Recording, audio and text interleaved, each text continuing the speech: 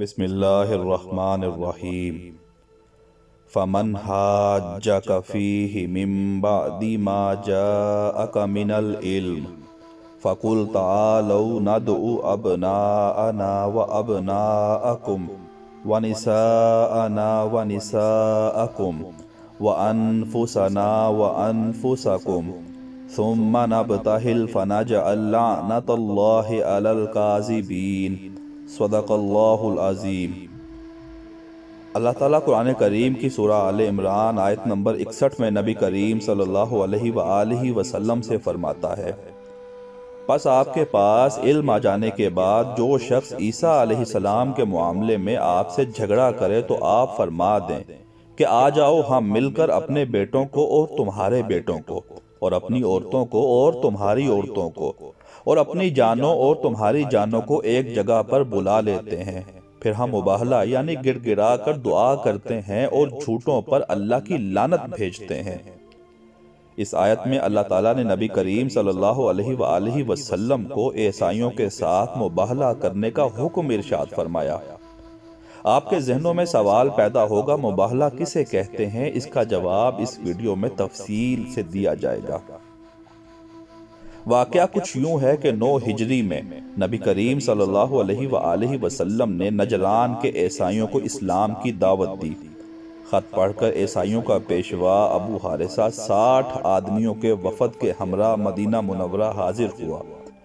نبی کریم صلی اللہ علیہ وآلہ وسلم سے سوال پوچھے، آپ صلی اللہ علیہ وآلہ وسلم نے تسلی بخش جواب دیے۔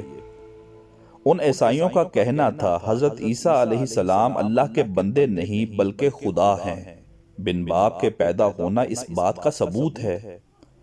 نبی کریم صلی اللہ علیہ وآلہ وسلم نے فرمایا، ان کا بن باپ کے پیدا ہونا اس بات کا ثبوت نہیں ہے کہ وہ خدا ہیں۔ حضرت آدم علیہ السلام بھی تو بن باپ کے پیدا ہوئے، ان کی تو ماں بھی نہیں تھی۔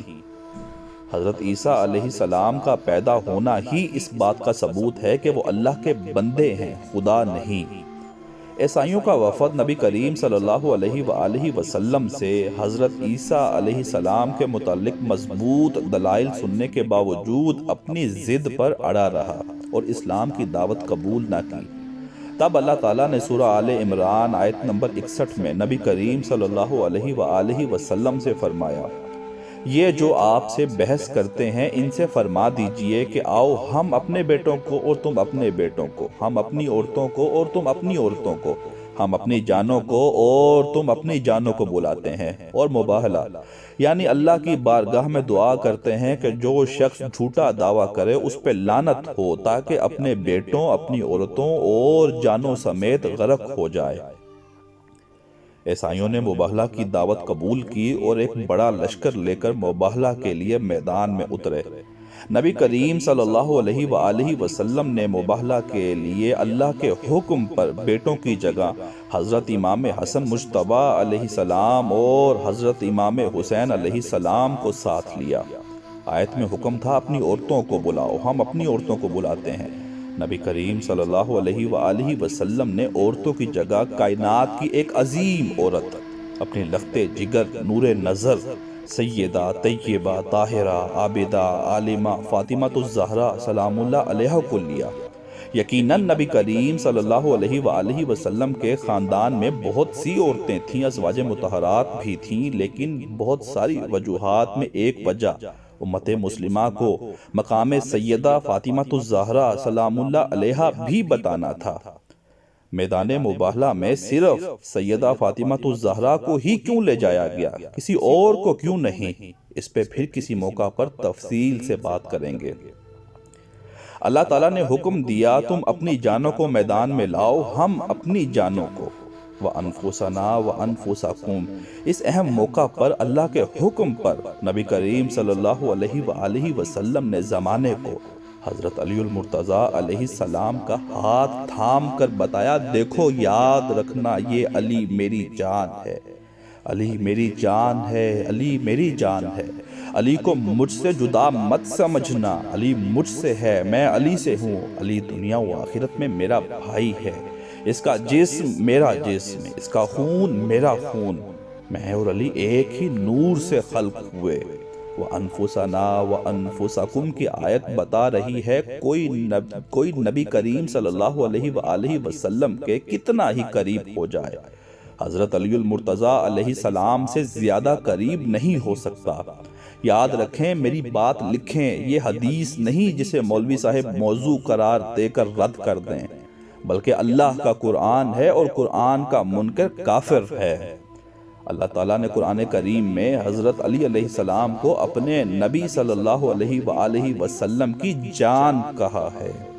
سبحان اللہ، سبحان اللہ۔ حضور نبی کریم صلی اللہ علیہ وآلہ وسلم کی نگاہ نبوت دیکھ رہی تھی، میری امت میں ایسے بدبخت پیدا ہوں گے جو میری بیٹی فاطمہ، میرے حسن حسین، میرے علی کا مقام و مرتبہ گرانے کی ہر ممکن کوشش کریں گے۔ اس لیے نبی کریم صلی اللہ علیہ وآلہ وسلم نے بار بار امت مسلمہ کو مقام اہل بیت دکھایا۔ جب آیت تطہیر نازل ہوئی تو چادر میں ان چاروں کو اوڑھ کر زمانے کو بتایا، یاد رکھنا یہ میرے خاص اہل بیت ہیں، ان جیسا کوئی اور نہیں، ان چاروں میں مجھے تلاش کرنا، میری خاطر ان سے محبت کرنا، ان کا ادب کرنا، ان کا حیا کرنا۔ آیت مباہلہ نازل ہوئی تو تب بھی انہی چار نفوس قدسیہ کو اپنے ساتھ میدان میں لے کر نکلے۔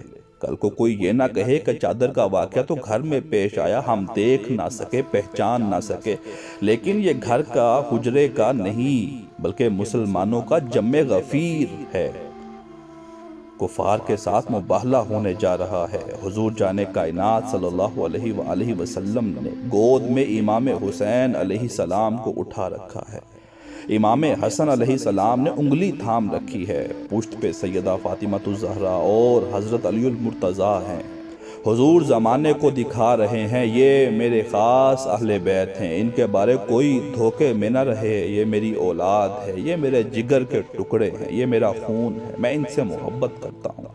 جس نے ان سے محبت کی اس نے مجھ سے محبت کی، جس نے انہیں اذیت دی اس نے مجھے اذیت دی۔ ان کی محبت اللہ تعالیٰ نے قرآن کریم میں ساری امت مسلمہ پہ فرض قرار دی ہے۔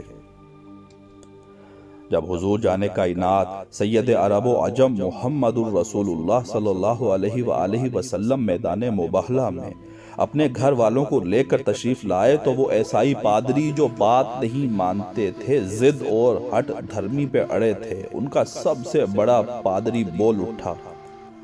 امام بغوی رحمۃ اللہ علیہ تفسیر بغوی میں سورہ آل عمران آیت نمبر 61 کے تحت لکھتے ہیں، نبی کریم صلی اللہ علیہ وآلہ وسلم مباہلہ کے لیے تشریف لائے تو امام حسین گود میں، امام حسن انگلی تھامے، سیدہ فاطمہ الزہرا اور حضرت علی المرتضیٰ پیچھے چل رہے تھے، اور آپ صلی اللہ علیہ وآلہ وسلم ان سے فرما رہے تھے کہ جب میں دعا کروں تو تم آمین کہنا۔ یہ سب دیکھ کر نجران کا پادری کہنے لگا، اے میری قوم، مجھے ایسے چہرے نظر آ رہے ہیں کہ اگر یہ اللہ سے دعا کریں تو اللہ پہاڑ کو بھی اس کی جگہ سے ہٹا دے گا، لہٰذا تم ان سے مباہلہ نہ کرو ورنہ سب مارے جاؤ گے، اور روز قیامت تک روئے زمین پر کوئی عیسائی باقی نہیں رہے گا۔ بالآخر اہل وفد نے اپنی شکست تسلیم کرتے ہوئے نبی کریم صلی اللہ علیہ وآلہ وسلم سے عرض کی، ہماری رائے یہ ہوئی ہے کہ ہم آپ سے مباہلہ نہیں کریں گے، آپ اپنے مذہب پر رہیں اور ہم اپنے مذہب پر۔ رسول کریم صلی اللہ علیہ وآلہ وسلم نے ارشاد فرمایا کہ اگر تم مباہلہ سے انکار کرتے ہو تو مسلمان ہو جاؤ، مسلمانوں کے جو حقوق ہیں وہی حقوق تمہارے بھی ہو جائیں گے۔ جب اہل وفد نے مسلمان ہونے سے انکار کیا تو آپ صلی اللہ علیہ وآلہ وسلم نے ارشاد فرمایا، اب ہم تمہارے ساتھ جنگ کریں گے۔ وہ کہنے لگے، ہم آپ کے ساتھ جنگ کرنے کی طاقت نہیں رکھتے، ہم آپ سے اس شرط پر صلح کرتے ہیں کہ آپ ہم پر لشکر کشی نہ کریں، نہ ہم کو خوف زدہ کریں اور نہ اپنا مذہب ترک کرنے پر مجبور کریں۔ ہم سالانہ 2000 جوڑے کپڑوں کے آپ کو ادا کرتے رہیں گے، 1000 ماہ سفر میں اور 1000 ماہ رجب میں۔ آپ صلی اللہ علیہ وآلہ وسلم نے اس شرط پر صلح کی۔ یہاں یہ بات بھی یاد رکھیں، جب کسی سے صلح کی جائے تو یہ ضروری نہیں ہے کہ جس سے صلح کی جا رہی ہے وہ حق پر ہے یا اسے کوئی مقام و مرتبہ مل گیا۔ جیسے آج کل ہمارے معاشرے میں امام حسن علیہ السلام کی بنو امیہ کے حکمرانوں سے شرائط پر کی گئی صلح بارے بات کر کے بنو امیہ کی شان و شوکت ثابت کی جاتی ہے۔ حضور صلی اللہ علیہ وآلہ وسلم نے یہاں عیسائیوں سے صلح کی تو کیا اس کا مطلب یہ ہے کہ نبی کریم صلی اللہ علیہ وآلہ وسلم ان سے محبت کرتے تھے؟ ہرگز نہیں، بلکہ حالات کا تقاضا یہ تھا کہ ان سے صلح کی جائے۔ طاقت اور اختیار ہونے کے باوجود نبی کریم صلی اللہ علیہ وآلہ وسلم نے ان پر جنگ مسلط نہیں کی۔ حضرت امام علی مقام علیہ السلام نے بھی اسلام کے وسیع تر مفاد کے لیے بنو امیہ کے حکمرانوں سے صلح کی۔ آپ امیر المومنین تھے، وقت کے حاکم تھے، چاہتے تو بنو امیہ کے حکمرانوں کی نسلیں اجاڑ دیتے، لیکن ایسا نہیں کیا، کیونکہ اس نبی کے نواسے تھے جنہیں اللہ قرآن کریم میں رحمت للعالمین فرمایا۔ یہ الگ بات ہے کہ امام حسن علیہ السلام نے جن شرائط پر صلح کی ان میں سے ایک شرط بھی پوری نہ کی گئی۔ اس بارے پھر کسی دن تفصیل سے بات کریں گے۔ نبی کریم صلی اللہ علیہ وآلہ وسلم نے اہل نجران سے شرائط پر صلح کر کے فرمایا، قسم ہے اس کی جس کے ہاتھ میں میری جان ہے، اہل نجران کے سروں پر عذاب آ ہی گیا تھا، اگر وہ مباہلہ کرتے تو ان کی صورتیں مسخ ہو کر بندروں اور سوروں جیسی ہو جاتی، ان کی ساری وادی آگ سے بھڑک اٹھتی اور نجران کے رہنے والے یہاں تک کہ درختوں کے پرندے بھی ہلاک ہو جاتے، اور سال پلٹنے نہ پاتا کہ سارے عیسائی ہلاک ہو جاتے۔ اللہ اکبر، اللہ اکبر، اللہ اکبر۔ یوں اللہ تعالیٰ نے پنجتن پاک علیہ السلام کو عیسائیوں پر فتح عطا فرمائی، اسلام سر بلند ہوا، اور پنجتن پاک علیہ السلام کی بدولت قیامت تک سر بلند رہے گا۔ اللہ کے دشمن پنجتن پاک علیہ السلام کے دشمن تب بھی ذلیل و رسوا ہوئے، آج بھی ہو رہے ہیں اور قیامت تک ہوتے رہیں گے، اور بالآخر جہنم کا ایندھن بنیں گے۔ یاد رہے مخدومہ کائنات ملکہ کونین سیدہ طیبہ فاطمۃ الزہرا سلام اللہ علیہا پہلی مرتبہ گھر سے باہر نکلی تھیں، صرف اور صرف اللہ کی توحید کی گواہی دینے کے لیے۔ اس سارے واقعے سے ہمیں یہ سبق ملتا ہے کہ ہمیشہ دین اسلام کی سربلندی کے لیے کوشش کرتے رہنا چاہیے، اللہ کے ساتھ رشتہ مضبوط کرنا چاہیے، ہر حال میں اللہ کی توحید بیان کرنی چاہیے۔ اللہ کے بندوں کو اللہ کا شریک بنانا کفر ہے۔ جس کسی کو جو مقام و مرتبہ ملا اللہ ہی نے دیا، کوئی کتنے ہی بڑے منصب پر فائز ہو جائے اللہ کا بندہ ہی رہے گا، رب نہیں بن سکتا۔ میدان مباہلہ میں نبی کریم صلی اللہ علیہ وآلہ وسلم کے ساتھ صرف ان چار ہستیوں مولا علی المرتضیٰ، سیدہ فاطمۃ الزہرا، امام حسن، امام حسین کا جانا بہت بڑی سعادت تھی، اور صحابہ کرام آرزو کرتے تھے کہ کاش ہمیں بھی یہ سعادت نصیب ہوتی۔ صحیح مسلم شریف کی حدیث نمبر 6210 ہے۔ حضرت عامر بن سعد بن ابی وقاص اپنے باپ سے روایت کرتے ہوئے فرماتے ہیں کہ معاویہ بن ابی سفیان نے حضرت سعد رضی اللہ تعالیٰ عنہ کو امیر بنایا اور ان سے کہا، تجھے ابو تراب علی کو گالی دینے سے کس چیز نے روک رکھا ہے؟ تب صحابی رسول حضرت سعد نے کہا، مجھے وہ 3 باتیں یاد ہیں کہ جو رسول کریم صلی اللہ علیہ وآلہ وسلم نے فرمائی ہیں، جن کی وجہ سے میں علی کو کبھی برا بھلا نہیں کہتا۔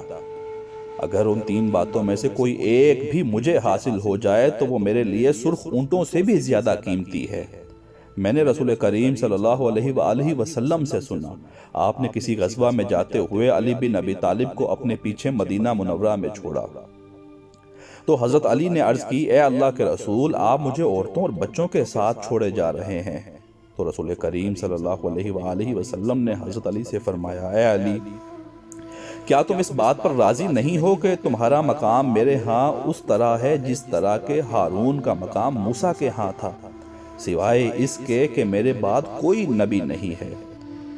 اور میں نے آپ صلی اللہ علیہ وآلہ وسلم سے سنا، آپ خیبر کے دن فرما رہے تھے کہ کل میں ایک ایسے آدمی کو جھنڈا عطا کروں گا جو اللہ اور اس کے رسول سے محبت کرتا ہے، اور اللہ اور اس کا رسول بھی اس سے محبت کرتے ہیں۔ راوی کہتے ہیں کہ یہ سن کر ہم اس انتظار میں رہے کہ ایسا خوش نصیب کون ہوگا، تو آپ نے فرمایا، میرے پاس علی کو بلاؤ۔ ان کو بلایا گیا تو ان کی آنکھیں دکھ رہی تھیں، تو آپ نے اپنا لعاب دہن ان کی آنکھوں پر لگایا اور جھنڈا ان کو عطا فرما دیا تو اللہ نے حضرت علی کے ہاتھوں فتح عطا فرمائی۔ حضرت سعد کہتے ہیں اور جب آیت مباہلہ نازل ہوئی تب رسول کریم صلی اللہ علیہ وآلہ وسلم نے حضرت علی، حضرت فاطمہ، حضرت حسن اور حضرت حسین کو بلایا اور فرمایا اے اللہ یہ میرے اہل بیت ہیں، اے اللہ یہ میرے اہل بیت ہیں۔ سبحان اللہ و بحمدہ سبحان اللہ العظیم۔ اندازہ کیجئے صحیح مسلم میں لکھا ہے صحابہ کے نزدیک میدان مباہلہ میں جانا اتنی بڑی سعادت تھی کہ سرخ اونٹوں سے زیادہ قیمتی سمجھتے تھے، اور مباہلہ میں اہل بیت کا جانا بیان کرتے تھے، اس کا ذکر کرتے تھے، اہل بیت نبوت کی گستاخوں و ادبوں کو بتاتے تھے کہ ان کی شان میں قرآنی آیتیں اتری ہیں، اللہ اور رسول ان سے محبت کرتے ہیں، یہ حضور کے اہل بیت ہیں۔ لیکن یاد رہے ان کا ادب، ان کی محبت، ان سے الفت قسمت والوں کو ہی نصیب ہوتی ہے، یہ اللہ کا فضل ہے جس پہ ہو جائے۔ بخاری شریف میں لکھا ہے حضرت ابوبکر صدیق رضی اللہ تعالیٰ عنہ فرمایا کرتے تھے اہل بیت نبوت میں حضور کو تلاش کرو، یعنی اہل بیت سے وہ سلوک کرو جو نبی کریم صلی اللہ علیہ وآلہ وسلم سے کرنا چاہتے ہو۔ اہل بیت نبوت کا ادب کرو، ان سے محبت کرو، ان کا مقام و مرتبہ سمجھو، یہ عام ہستیاں نہیں ہیں، یہ اللہ اور اس کے رسول کے پیارے ہیں۔ اللہ تعالیٰ سے دعا ہے کہ ہمیں اس عشرہ فضیلت میں قرآن و حدیث کی روشنی میں زیادہ سے زیادہ مخدومہ کائنات سیدہ فاطمہ الزہرا سلام اللہ علیہا کا ذکر کرنے کی توفیق عطا فرمائے، ان کے نقش قدم پر چلنے کی توفیق عطا فرمائے، ان سے روحانی رشتہ مضبوط کرنے کی توفیق عطا فرمائے۔